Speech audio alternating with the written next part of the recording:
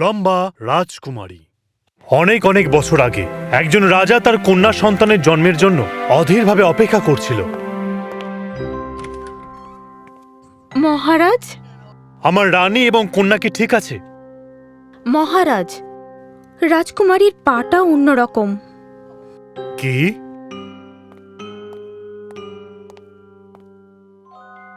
হ্যাঁ, আমাদের বেচারি মেয়েটা, ও আমাদের মতো একদমই নয়, অসহায়, খুব অসহায় ও।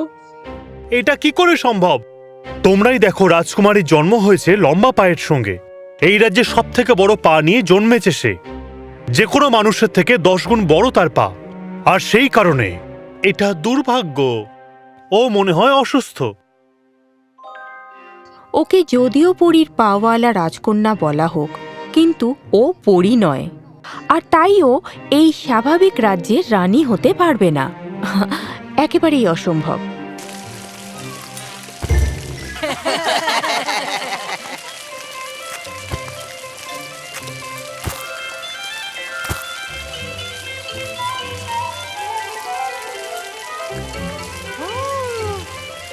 তুমি পড়ে গেলে না কেন? মা, আমি কখনো পড়ে যাই না। আমাদের মেয়েটারই কি অবস্থা? আমাকে কেন পঙ্গু বললে? সবাই কেন আমাকে অস্বাভাবিক বলে? ও আমার সোনা, তোমার পায়ের দিকে তাকাও, দেখো ওগুলো কত বড়। তুমি আমাকে পঙ্গু বললে, এটা শুনে আমার খুব কষ্ট হলো। ও আমার সোনা, আমি তোমায় খুব ভালোবাসি, কিন্তু আমি জানি না তুমি এইভাবে কেন জন্মেছ। ধীরে ধীরে রাজকন্যা নাচতে এবং লাফাতে শিখল।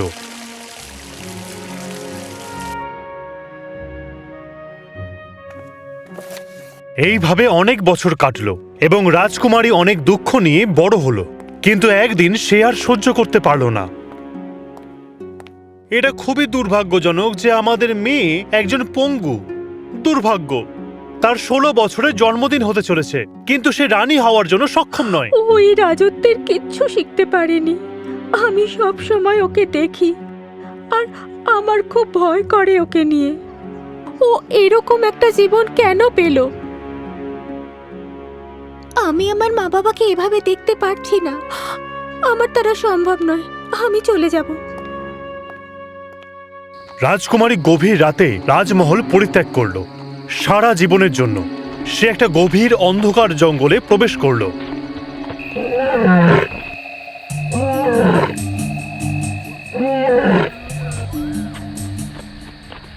আহা, এই বেচারি জীব, ও তোর পায়ে খুব চোট পেয়েছে আর কষ্টও পাচ্ছে।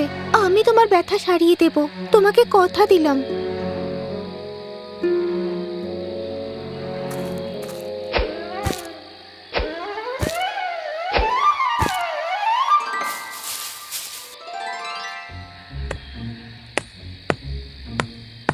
এই নাও, এতে তোমার ব্যথা সেরে যাবে, আমি কথা দিচ্ছি।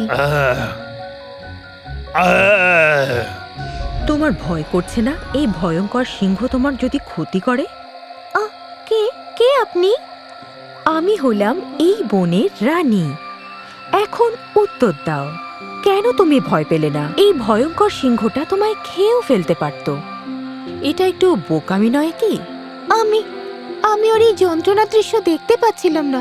আমি শুধু সাহায্য করার চেষ্টা করেছিলাম। একদম রানীর মতো কথা বলছো তুমি, সাহসী এবং দয়ালু রানী। আমি কোনোদিনও রানী হতে পারবো না। তাই বুঝি? কিন্তু কেন? আপনি আমার পা দুটো দেখছেন? ও, বুঝলাম, তুমি সেই ছোট পায়ের রাজ্যের থেকে এসেছো, আর তুমি বাড়ি ছেড়ে এসেছো, ঠিক বলছি? আমি আমার বাবা মায়ের দুর্দশা আর এই দু চোখে দেখতে পাচ্ছিলাম না। তুমি আমার এক প্রজাকে সাহায্য করেছো, আর সেই জন্যেই আমি তোমাকে নিমন্ত্রণ করছি পূর্ণিমার রাতের এক বড় উৎসবের জন্য। এসো।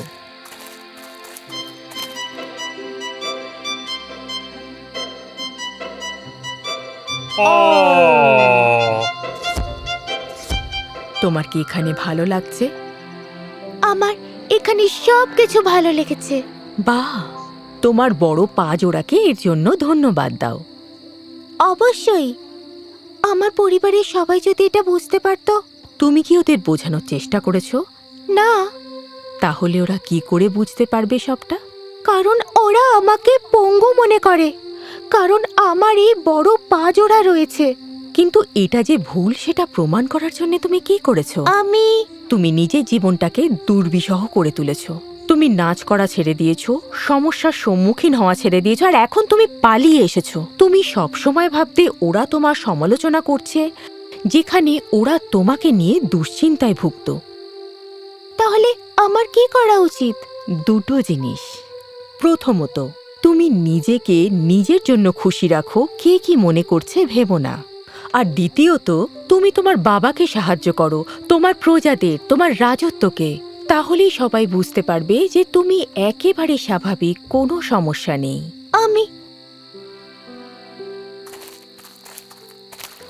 এটা হলো একটা জাদুর ঝর্ণা।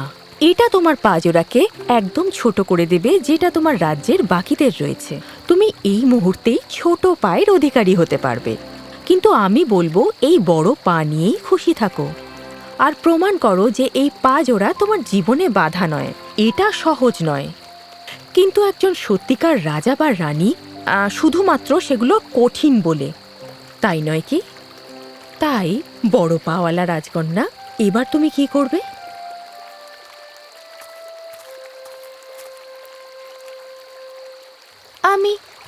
আমি বাড়িতে ফিরে যাব, আমার এই বড় পা নিয়ে, ঠিক যেমনটা আমি আছি। ধন্যবাদ। একদম রানীর মতো কথা।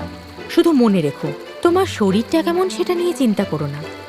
তোমার আত্মা সব সময় নিখুঁত। ধন্যবাদ।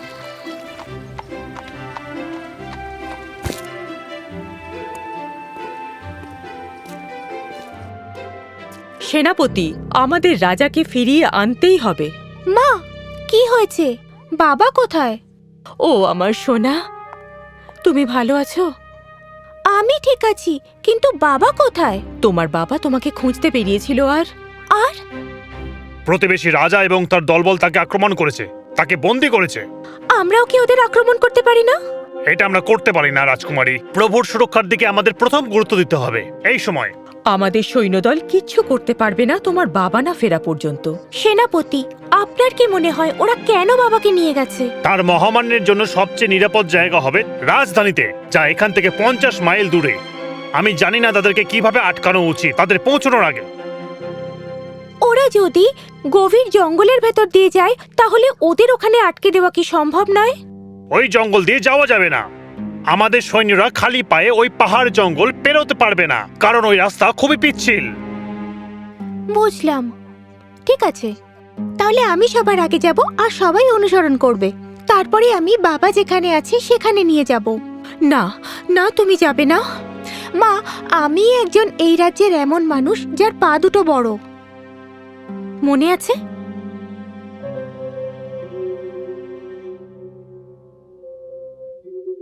কিন্তু রানী শেষমেশ রাজি হয়ে যায়, আর রাজকুমারী তার লম্বা পা নিয়ে জঙ্গলে প্রবেশ করে। তার লম্বা পায়ের জন্য সে তাড়াতাড়ি দৌড়ে পার হয়ে গেল। সে লাফ দিয়ে ছুটতে থাকলো, পাহাড়ে চড়লো তার দুটো লম্বা পায়ের সাহায্যে, এবং খুব শীঘ্রই সে সেই সৈন্য দলের কাছে পৌঁছে গেল পাহাড়ের ওপরে। হ্যাঁ, ফেস্টুন। বলুন মহামান্য। আমি ক্লান্ত, চলো এখানে বিশ্রাম নেওয়া যাক। কি বলো তুমি? হে মহামান্য, এই জায়গাটা নিরাপদ নয়। একই তুমি মনে করো আমাদের কেউ আক্রমণ করবে এখানে? এই ছোট পায়ের মানুষেরা কখনোই পারবে না, আর এই জঙ্গলও পারবে না। চলো আমরা জঙ্গলের ভেতর দিকে যাই আর আজকে দিনটা বিশ্রাম করি, এটা আমার আদেশ।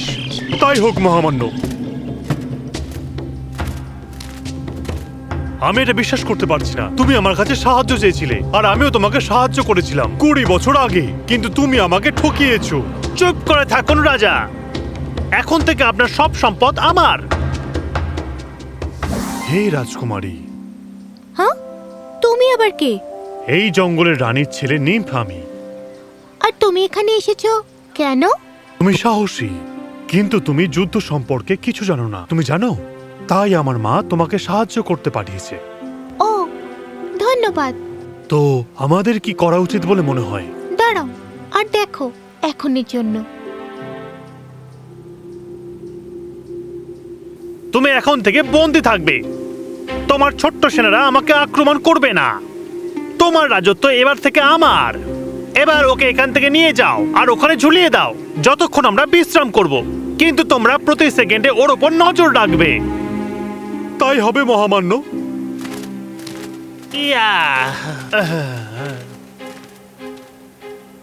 তুমি বনদেবীর ছেলে, তাই তো?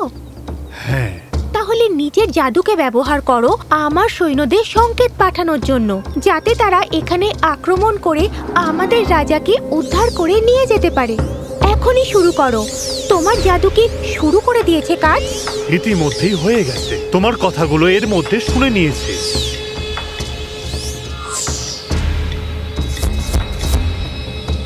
আমরা হলাম বনের পরী। আপনাদের রাজকন্যা আমাদের এখানে পাঠিয়েছে, যে আমাদের বনদেবীর বন্ধু। নমস্কার রাজকুমারী। আর ওদের বলে দাও এখানে যেন ওই ব্যাপারে কিছুই কেউ না জানতে পারে। এক্ষুনি জানাও। হয়ে গেছে, এবার বলুন। এখন আমরা রাত হওয়ার জন্য অপেক্ষা করব।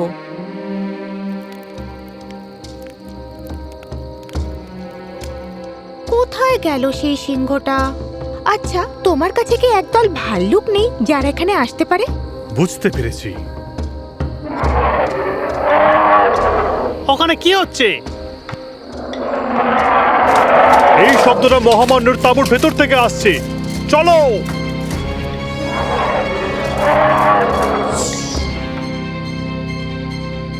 না, তুমি আমাকে এবং আমার কোনো কিছুকে আঘাত করতে পারবে না, কোনোভাবেই না। বাবা, বাবা, লম্বা রাজকুমারী, তুমি ঠিক আছো? আমার সঙ্গে এসো। আমার হয়তো বড় পা নেই, কিন্তু আমার লোহার হাঁটু আছে।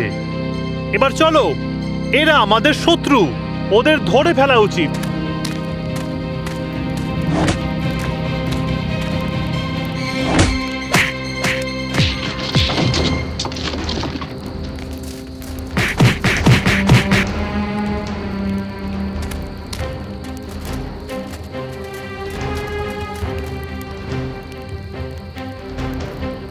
আমার মেয়েকে এবং নিমকে ধন্যবাদ। আমার রাজত্ব আমারই হলো। এতগুলো বছর ধরে আমি তোমাকে এবং তোমাদের লোককে সাহায্য করে এসেছি, কিন্তু তোমরা কখনোই উন্নতি করোনি। তোমরা স্বার্থপরই থেকে গেছো, কিন্তু এবার তোমাদের সব শেষ। আমি সব সময় ভাবতাম আমার রাজকুমারীর লম্বা পা বলে সে কখনোই রানী হতে পারবে না, কিন্তু আমি সত্যি বোকা ছিলাম, খুব নিষ্ঠুর। আমি দুঃখিত ছোট থেকে তোমাকে এত কষ্ট দেওয়ার জন্য, শুধুমাত্র তুমি অন্যরকম ছিলে বলে। আমি শুধু নিজেকেই দোষ দিয়েছি বাবা। আমি এটা দেখতে পাইনি যে তোমরা আমাকে ভালোবাসো বলে দুশ্চিন্তায় রয়েছো। আমি একমাত্র যার পাগুলো বড়, আর আমার জন্ম হয়েছে শুধু এই জন্যেই যাতে আমি এই রাজত্ব আর প্রজাদের সাহায্য করতে পারি বিপদে।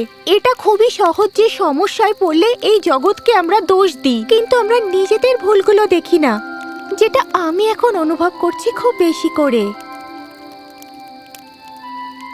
আর সেই দিন থেকে রাজকুমারীর লম্বা পায়ের জন্য কেউ তাকে কিচ্ছু বলতো না। সেই ছোট্ট পায়ের শহরে আমরা প্রত্যেকেই আলাদা, আর সেটাই হলো আমাদের বৈচিত্র্য। আমাদের একে অন্যকে সম্মান দেওয়া উচিত, আর একে অন্যের প্রতি সহানুভূতি থাকা উচিত। আর এভাবেই আমরা আস্তে আস্তে একে অন্যের জীবনে বিশেষ হয়ে উঠব। তখনই আমরা একে অন্যকে গুরুত্ব দেব, মূল্যবান হিসেবে গ্রহণ করব।